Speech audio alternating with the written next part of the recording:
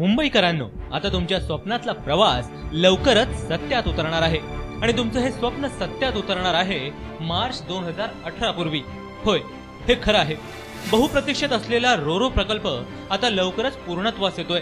नेमके काय आहे ही रोरो पॅक सेवा पाहूयात ग्राफिक्सच्या माध्यमातून।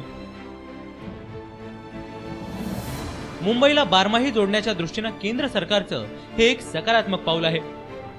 रोरो पॅक सेवेमुळे मुंबईत मालवाहतूक, पर्यटन या क्षेत्रांचाही विकास होणार आहे।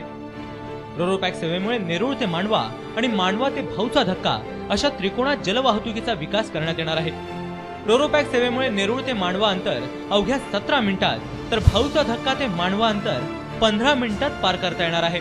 प्रवाशांसोबतच बस, कार यांची देखील रोरो पॅक सेवेमधून वाहतूक होणार असल्यामुळे इंधन आणि वेळ वाचणार आहे।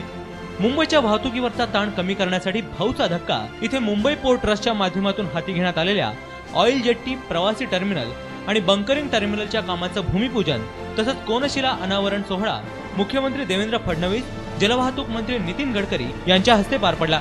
त्यामुळे आता मुंबईकरांचा प्रवास लवकरच आणखी सुखकर होणार हे मात्र नक्की। मुंबई लाईव्ह।